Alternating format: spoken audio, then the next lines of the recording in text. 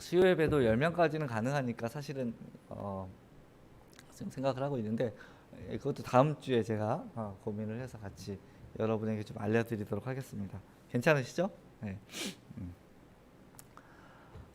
지난 추석쯤에 처가에 가서 시간을 보낸 적이 있습니다. 뭐 명절이 되면 추석이나 이렇게 설 때, 잘 솔직히 기억이 안 나요. 지난 추석이었는지 2년 전 추석이었는지.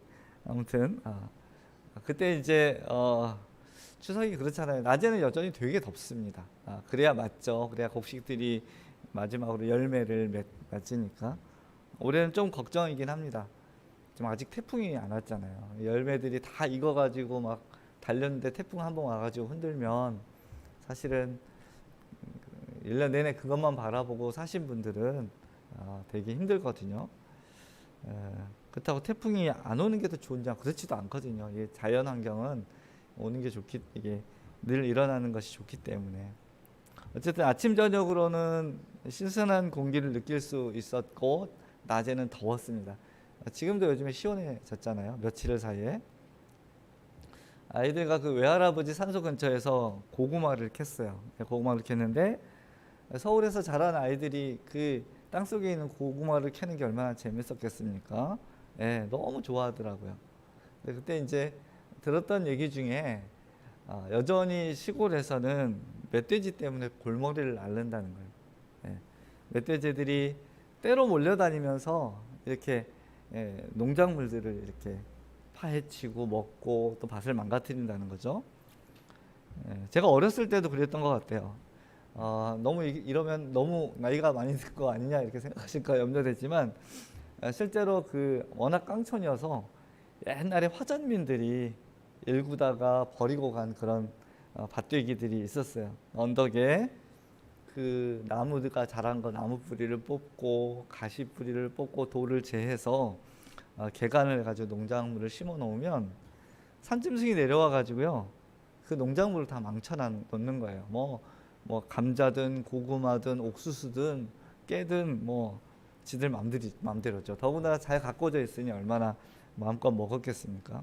밭이 쑥대밭이 돼 버리면 참 마음이 어렵습니다. 성경의 배경이 되는 이스라엘 또 유다에도 이런 일이 있었는데 여우가 문제거리였던 것 같아요. 우리를 위하여 여우 곧 포도원을 허는 작은 여우를 잡으라. 우리의 포도원에 꽃이 피었습니다. 아가서에 이렇게 되는 걸 있어요. 그래서 오늘 제목이 포도원의 여우를 잡으라 아닙니까? 우리를 위하여 여우 곧 포도원을 허는 작은 여우를 잡으라. 그 소중한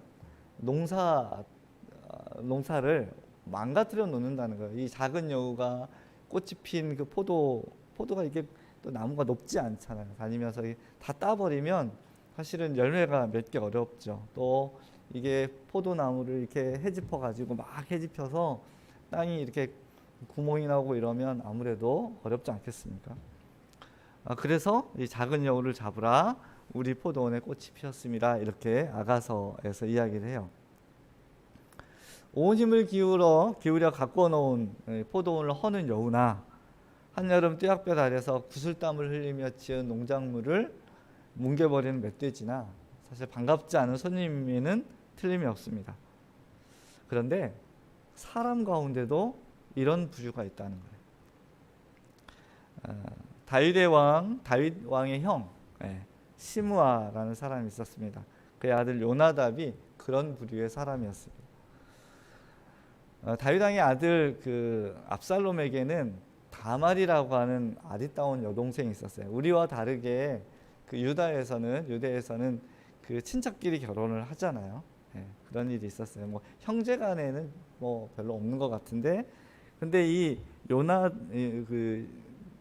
암논이라고 하는 배다른 오빠가 맏형 가장 큰 다윗 왕의 아들이 이 다말을 좋아했어요. 이 암논이라고 하는 이 형이 그래서 이 다말을 강제로 폭행을 합니다. 성폭행을 하죠. 근데 이게 그냥 생긴 게 아니고요. 이 시므아, 그 다윗의 형인 시므아, 그의 아들인 요나답이 다 꾸민 거예요. 이러이러하면 이렇게 해라. 암논을 움직여서 해서는 안 되는 일을 만든 사람이 요나답입니다. 그리고 평온했던 가정을 무너뜨리고 말았습니다. 압살롬이 어땠을까요? 여동생이 이렇게 큰 피해를 당했을 때 오빠가 어떤 마음을 가졌을까요? 여러분 같으면 어떻게 하시겠어요? 가만두지 않겠죠. 그런데요, 가만히 있었어요. 너무너무 화가 났고 가만둘 수 없는 그런 상황에 이 압살롬은요, 가만히 있습니다. 쫓아가서 사달을 내도 부족할 텐데 압살롬은 침묵을 지켰습니다. 여러분, 사실 이런 게 더 무서워요. 네. 압살롬은요, 이걸 마음에 품고 내가 가만두지 않겠다 하고 세월을 보내고 있었습니다. 네. 그게 이제 오늘 본문의 이야기인 거예요. 그렇게 2해가 지났습니다. 에브라임 근처 바알하솔에서 양털을 깎고 있었어요. 그러니까 압살롬이 그 양털을 깎고 있었다라는 건 어떤 의미가 잔치 자리죠. 우리가 성경에서 보면 양털을 깎는 날 그러면 그 1년 중에 가장 큰 잔치고 행사이고 즐거운 자리예요. 옛날에 다윗이 나발에게 그 부하들을 보내가지고 양털 깎는 날 조금 우리에게 뭐 먹을 것을 주십시오 했던, 그때 우리가 다 봤던 것처럼 그래요. 그날 이 압살롬이 형제들을 다 초청하고 아버지 다윗 왕을 초청합니다. 잡아 죽여도 부족할 형편에 잔치를 초대를 한다는 말을 듣고 다윗은 이렇게 얘기해요. 암논을 데려가는 이유가 뭐냐? 그냥 암논 지나치지. 압살롬이요, 아버지까지 초대했던 걸 보면 이게 심상치 않습니다. 솔직하게. 왜냐하면 이 자리에서 암논을 제거하려고 했거든요. 근데 그 안에 암논만 제거하려고 했을까? 라는 생각도 좀 의문도 드는 상황이라는 거예요. 어쨌든 다윗 왕은 내가 가면 너무 번거롭고 나만 가겠느냐, 신하들도 가고 많이 가니까 너에게 부담이 되니까 나는 가지 않겠다 이렇게 얘기하니까 그럼 암논 형이라도 제발 오게 해주십시오 라고 부탁을 했어요. 어떻게 해요? 간청에 이기지 못해서 그만 보내기로 합니다. 왕이 아버지가 가라고 하니까 암논이 갔던 것 같아요. 28절 말씀을 읽겠습니다. 시작. 압살롬은 이미 자기의 부하들에게 명령을 내렸다.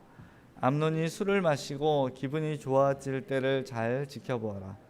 그러다가 내가 너희에게 암논을 쳐 죽이라고 하면 너희는 겁내지 말고 그를 죽여라. 내가 너희에게 직접 명령하는 것이니 책임은 내가 진다. 다만 너희는 용감하게 주저하지 말고 해치워라. 이 암논을 이제 제거를 했어요. 보복을 한 거죠. 동생에게 욕을 보인, 용서하지 못할 그 형을 제거했습니다. 그리고 이 난리가 났겠죠. 왕자들은 막 걸음아 날 살려라 하고 36개 도망을 쳤을 거예요. 그런데 다윗 왕이 들은 소식은 조금 오보를 들은 거예요. 함께 있던 모든 왕자들이 다 죽었다라는 소식을 듣고 다윗은 넋을 잃고 그만 자리에 눕고 말았습니다.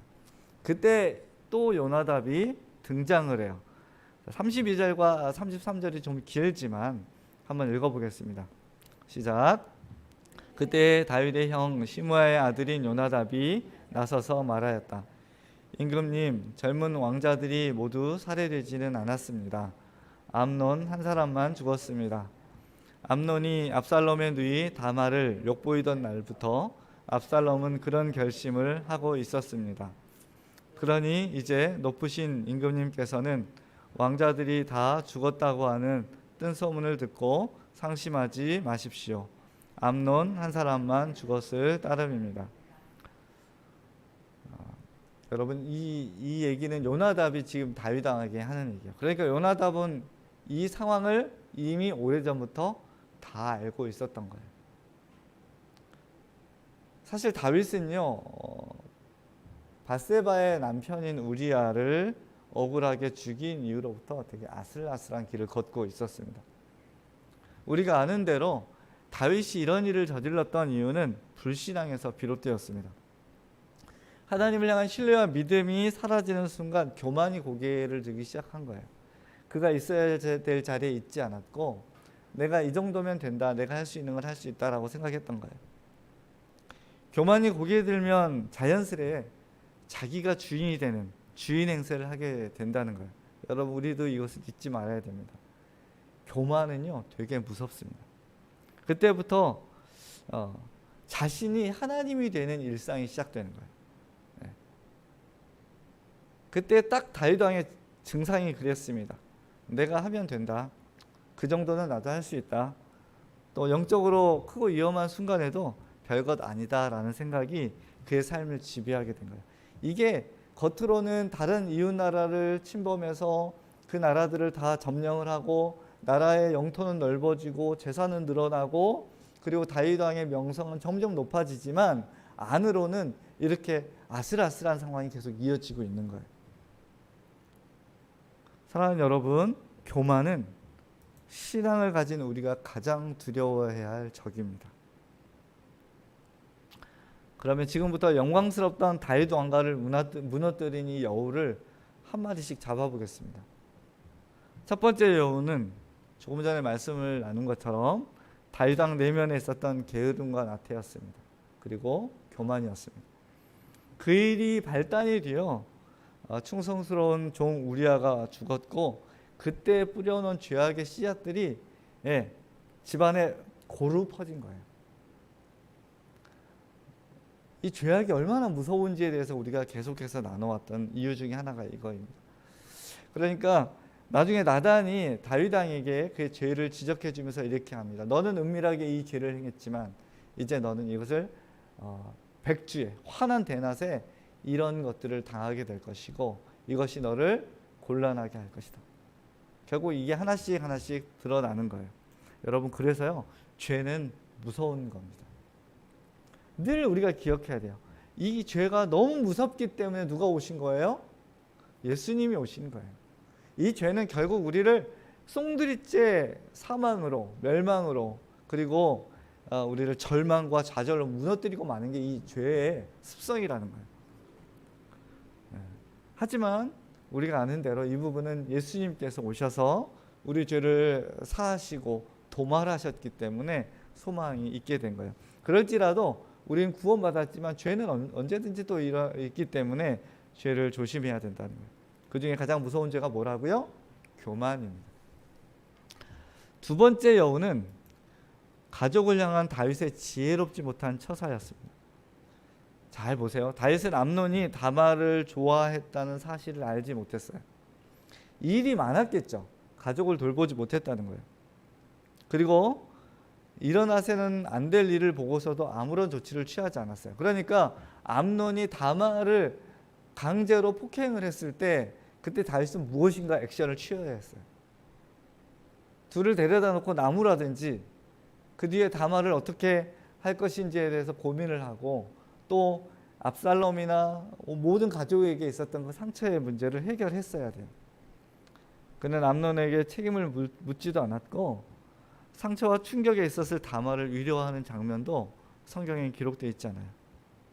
그리고 압살롬의 행동이 비정상적이다라는 것도 간파하지 못했어요. 여러분, 이런 일이 일어나면 너무너무 화가 나서 쫓아가가지고 멱살이라도 잡아야 정상인데 압살롬은 침묵했다고요. 그러면 이거 비정상인 거 아닙니까? 그리고요, 성경을 보면 이런 상황을 두고 기도하는 다윗을 찾아볼 수도 없습니다. 왜요?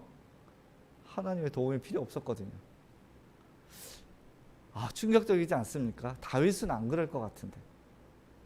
이 교만이라고 하는 것들이, 영적인 둔감함이라는 것들이 들어오기 시작하면 사람은 완전히 딴 사람이 되는 거예요. 그래서 시간이 지날수록 일은 점점 커져만 갔습니다. 눈덩이가 굴러가면서 점점 커지는 것처럼 부피를 키워나가고 하는 것처럼 죄는요 그 깊이와 넓이를 계속 키워나갔던 거예요. 우리가 예수님의 보혈로 죄사함을 받은 하나님의 백성이지만 죄를 경계해야 되는 이유가 여기 있고, 또 아직 예수님을 믿지 않은 사람들에게서 죄가 얼마나 결정적인 역할을 하는지에 대해서 우리가 알고 있어야 돼요. 그들에게 복음을 전해야 되는 이유도 여기에 있는 것입니다. 결국 멸망하고 말아라. 겉으로는 돈을 많이 벌고 사업이 잘 되고 영역을 확장하고 점점점 뭔가 돼가는 것 같지만 예수 그리스도의 구원의 복음이 없는 이들은 이 죄가 결국은 그들을 잡아먹고 만다는 거예요. 세 번째 여우는 우리가 말씀을 나눈 대로 요나답입니다. 사실 여러분, 우리가 신앙생활 하지만 모든 일가친척이 성령 충만하고 신실하기는 쉽지가 않습니다. 그게 문제예요. 다윗의 가문도 그랬던 것 같아요. 성경은 요나답에 대해서 이렇게 얘기해요. 아주 교활한 인물. 여러분, 그 농사를 지어 보신 분이나 또 어른들은 잘 아실 거예요. 논에서 벼의 성장을 가장 괴롭히는 게 있어요. 그게 뭡니까? 피죠, 피. 이 잡초입니다. 네. 벼와 똑같이 생겼어요. 알아보기가 어렵습니다. 그런데 그 뿌리와 맞닿아 있는 이 엉덩이 부분을 보면, 뿌리에 있는 부분을 보면 약간 희거든요. 근데 이 피는 빨개요. 네. 그리고 벼보다 좀 웃자랍니다. 빨리 자라요. 벼보다 더 벼 같아요, 처음에는. 근데 이 피가요, 얼마나 뽑기 어려운지 몰라요. 뿌리를 잘 잡고 이렇게 뽑지 않으면 그냥 그 뿌리는 그대로 있고 위에 그 줄기만 뜯겨져 나갑니다. 그러면 거기서 또 나요. 결국 뿌리째 뽑아야 되는 거죠. 근데 문제는 이 뿌리가 얼마나 강한지 벼까지 뽑게 됩니다. 범식력이 얼마나 좋은지 이거를 조금만 게을리하면 빨리 자라가지고요, 빨리 꽃이 펴가지고 사방에 쫙 퍼져요. 그러면 그야말로 벼농사하는 그곳은 피밭이 됩니다. 그래서 옛날 사람들은 벼농사 짓는 그 논을 보고 이 집이 부지런한 집인지 게으른 집인지를 딱 알아요. 그래서 피가 막 이렇게 있으면 속으로 좀 뭐라고 하죠. 욕합니다. 아, 저렇게 됐다고. 그리고요, 뽑으려고 하면 이게 또 풀독이 올라가고요, 사람들이 그 뽑으려고 하면 이 사방에 그냥 풀독이 올라서 간지럽고 불편하게 짝이 없어요. 그런 종류가 바로 요나답입니다. 여러분, 작은 여우 한 마리를 무시하지 못하는 이유가 여기 있어요. 아가서 2장 10절 한번 같이 읽어보겠습니다. 아가서 2장 10절 시작. 우리를 위하여 여우 곧 포도원을 허는 작은 여우를 잡으라. 우리의 포도원에 꽃이 피었습니다. 이 여우를 잡지 않으면 이 여우는 우리의 삶을 무너뜨리고 가정을 무너뜨리고 신앙을 무너뜨리고 교회를 무너뜨리고 나아가 나라까지도 무너뜨립니다. 그러면 이 여우를 잡는 방법이 있어요. 그게 무엇일까요? 방법은 이렇습니다. 먼저 하나님을 향한 무한한 신뢰와 믿음을 가져야 돼요. 이게 무슨 얘기냐면 교만하지 말아야 된다는 거예요. 우리는요, 잘 될 때도 있고 안 될 때도 있습니다. 너무너무 행복할 때도 있고 불행할 때도 있어요. 어느 때든지 상관없이 우리의 믿음의 기반을 하나님께 바로 두어야 한다는 거예요. 교만이 우리 안에 머물지 못하도록 하는 가장 좋은 방법이 뭘까요? 우리의 연약함을 인정하는 거예요. 그리고 완전하신 하나님을 의지하는 것입니다. 우리는 전어 한 통에도, 때로는 문자 한 통에도 우리의 환경과 상황이 전혀 딴 판국으로 바뀌어버릴 만큼 그런 연약한 존재예요. 병원에 건강검진단을 받았는데 문자가 띡 오죠. 그죠? 그러면 우리의 상황은 천국과 지옥을 막 왔다 가는 거예요. 우리는 그런 존재입니다. 그런 인간이 뭐가 그리 대단하다고 교만할 수 있는지. 그러므로 우리는 교만을 내어버리고 하나님을 향한 믿음과 신뢰를 굳건히 가지고 있어야 되는 거예요. 다음으로 비슷한 것을 조심해야 됩니다. 요나답은 이스라엘 왕국의 왕족이었어요. 다윗과 그의 자녀들에게 그 누구보다도 가까이 있는 사람이었습니다. 그런데 성경이 말씀한 대로 그는 교활한 사람이었습니다. 교활하다는 의미는요, 그가 하나님을 두려워하지 않는 사람이라는 거예요. 다른 표현은 교만한 사람이라는 거예요. 그러니까 누구든지 요나답이 될 수도 있고요, 또 누구든지 요나답 같은 일을 할 수 있는 거예요. 그는 어리석고 얄팍한 꾀로 사람을 좌지우지했어요.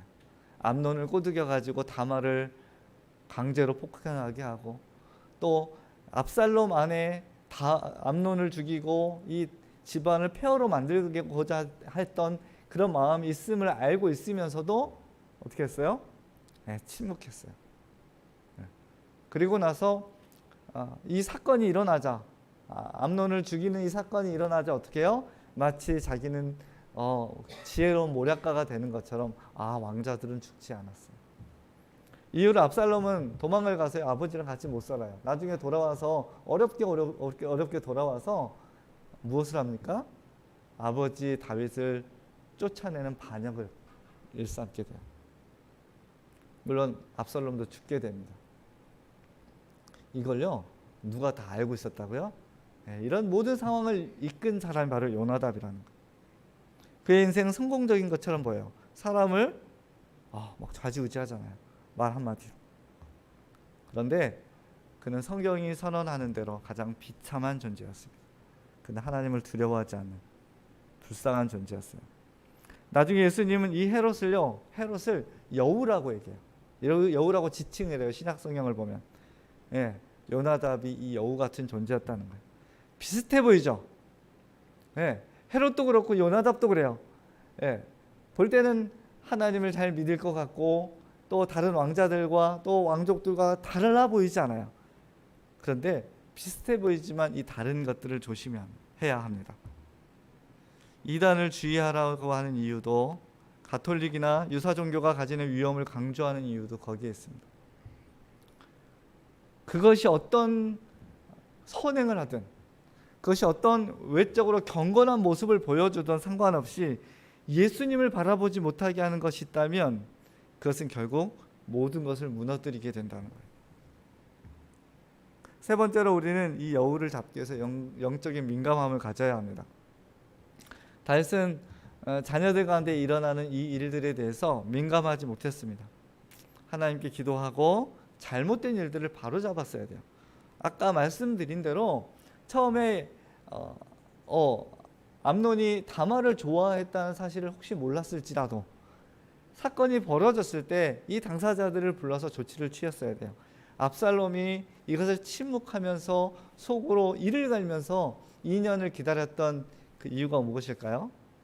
네, 아버지가 아무런 액션도 어떤 일도 행하지 않았기 때문에 그래요. 이렇게 얘기하면 또 옛날 어른들은 또 한국교회 많은 분들이 이렇게 생각합니다. 지난밤에 꿈꾼 것을 영적으로 해석을 하고 이런 거.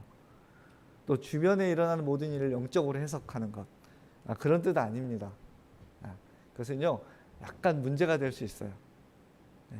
꿈꾸는 거 막 해석하는 거 이거 그닥 좋지 않습니다. 여러분. 하나님께서 그것이 하나님이 주시는 꿈이라면 꿈만이 아니라 다른 상황들을 통해서도 또 말씀을 통해서도 또 믿음의 사람들을 통해서도 그런 것들을 종합적으로 주셔서 그것을 받아들일 수 있게 해주신다는 거예요. 꿈만 보고 믿으면 여러분 무당하고 차이 없어요. 또 모든 상황을 영적으로만 해석하면 안 돼요. 어떤 일이 일어났는데 이거 뭐 아냐? 또 어떤 누가 만났는데 이거 아냐? 그것도 조심해야 합니다. 영적으로 민감하라는 말씀의 의미는 주변에서 일어나는 모든 일을 들고 기도의 자리로 나아가라는 의미입니다. 그러니까 우리 상황에 일어난 일들이 어떤 것이든지 상관없어요. 그것이 무게가 있고 또 무게가 좀 가볍고 또 어떤 것들은 뭐 충격이 크고 어떤 건 충격이 작고 어떤 건 즐겁고 어떤 건 불행하고 상관없이 그것을 가지고 어디로 기도의 자리로 나가라고 하는 것이 영적으로 민감하다는 의미인 거예요. 사랑하는 여러분, 코로나19가 자꾸 돌연변이를 양산해서 예비하기 힘든 시기를 만났어요. 이럴 때 우리가 영적으로 민감하다는 건 어떤 의미라고요? 그것을 놓고 기도의 자리로 들고 나가는 거예요. 여러분 뭐 예를 들면 누가 아프게 됐어요. 또 이런저런 일들로 이런 일들이 일어났어요. 그 문제가 일어났을 때 영적으로 민감하다는 건 어떤 의미라고요? 그것을 들고 은혜의 보좌 앞으로 나아가서 하나님께 묻고 또 하나님이 들려주신 음성을 듣는 것이 영적으로 민감하다는 일입니다. 사랑하는 여러분, 우리 삶은 많이 변하고 있어요. 교회도 그렇고 우리 신앙의 환경도 그렇습니다. 이럴 때일수록 우리의 삶을 무너뜨리는 여우를 발견해야 할 것입니다. 그리고 여러분과 저를 향하신 하나님의 뜻을 발견해 나가는데 마음을 집중하고 겸손한 마음으로 주님의 음성을 듣는 그런 지혜가 있어야 합니다. 여러분 모두에게 하나님의 평강이 있기를 바랍니다. 하나님의 은혜가 가득하기를 바랍니다. 예수님의 이름으로 축복합니다. 기도하겠습니다. 살아계신 아버지 하나님, 감사합니다. 우리가 오늘 말씀을 통해서 다시 한번 우리의 신앙과 우리의 삶의 모든 것들을 무너뜨리는 이 여우 잡기를 원합니다. 우리에게 영적으로 민감함을 주옵소서. 우리에게 일어난 모든 것들을 들고 기도의 자리로 나아가는 지혜로운 주의 백성들 되게 하시고, 하나님께서 하신 일들에 대해서 때로는 즐겁고 마음 아프고 때로는 우리의 마음에 여러 가지 생각이 들지만, 그럴 때일지라도 하나님을 향한 신뢰와 믿음을 잃지 않게 하옵소서. 하나님은 언제나 선하시고 하나님이 행하시는 일은 언제나 의로우시다라는 믿음을 붙들고 믿음 가운데 든든히 세워지는 주의 백성들 되게 하여 주옵소서.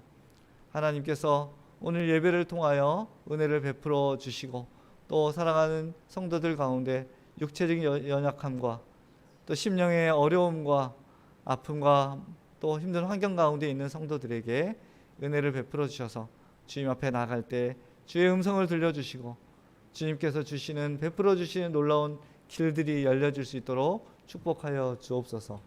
예수님의 이름으로 기도하오며, 이제는 우리 주 예수 그리스도의 은혜와 아버지 하나님의 다함이 없는 사랑과 성령님의 교통 교제하심이 하나님을 신뢰함으로 기도의 자리로 나가기를 원하는 사랑하는 성도들 위해 이제부터 영원까지 함께 하시기를 간절히 축원하옵나이다. 아멘.